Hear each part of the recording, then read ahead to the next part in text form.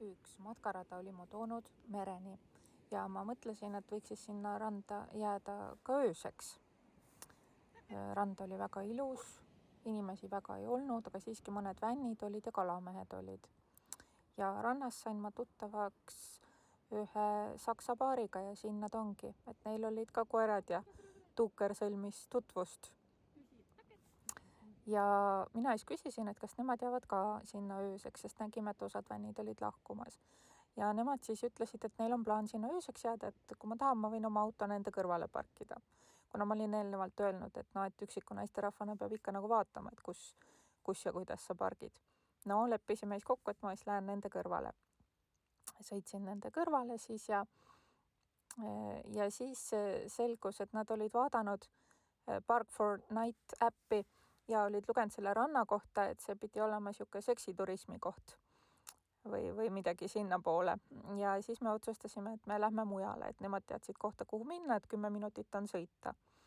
Ja siis ma nende järgi sõitsingi ja jõudsin teise randa, kus siis oli parkla ja parkla oli põhimõtteliselt täis neid igasuguseid vänne ja kämpereid ja mida iganes, et see siis oli pilt, mis õhtu avanes.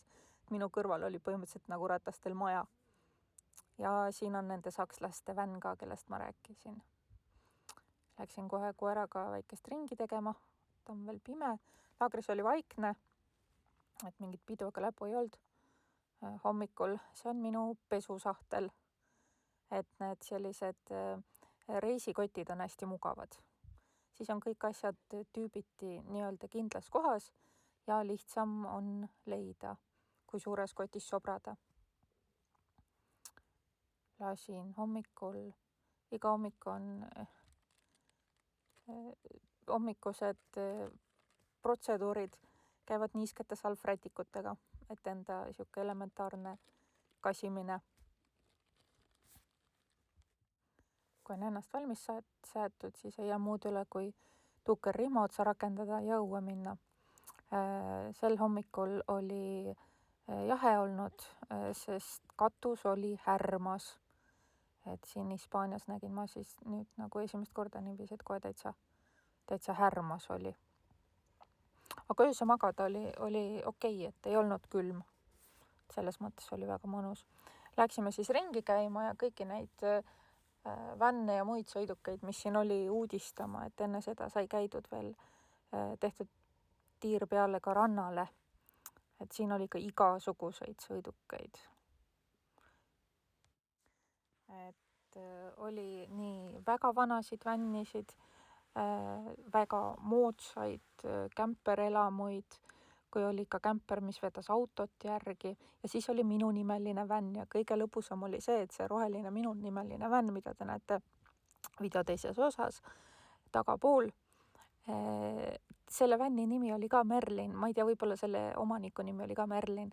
Samasuguse vänni ostsin mina tegelikult eelmise aasta kevadel valge ja ta oli minu käest terve suve ja siis mingi hetk ma müüsin ta uuesti edasi ja maha, kuna mulle tundus, et ta jäi mulle suureks, et selles mõttes oli nii kuidagi tähenduslik kohtumine.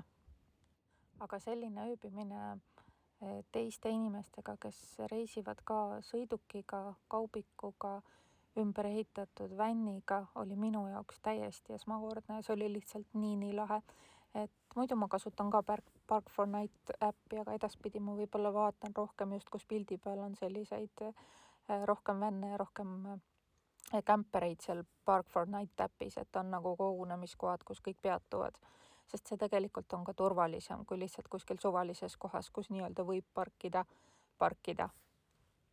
Igatahes oli väga mõnus ööbimise kogemus. Hästi vaikne, ilus koht, toredad inimesed ümberringi. Park4Night on äpp, mida ma siin reisil olles kasutan tegelikult mitu korda päevas.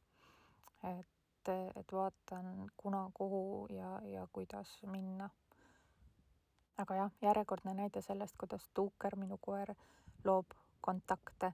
Kuna ise ma oma loomult võib-olla olen rohkem introverdi moodi, et ega ma väga nagu ei jookse ise esimesena suhtlema, et kui tullakse, siis mul on muidugi hea meel ja ma lähen vooluga kaasa, aga ma ei ole see nii-öelda käimatõmbaja. Et selles mõttes on koer nagu tore. kuna ta paneb tahtmatult sind suhtlema, et kas tahad või ei taha ja need on alati hästi toredad kokkusaamised ja toredad jutud.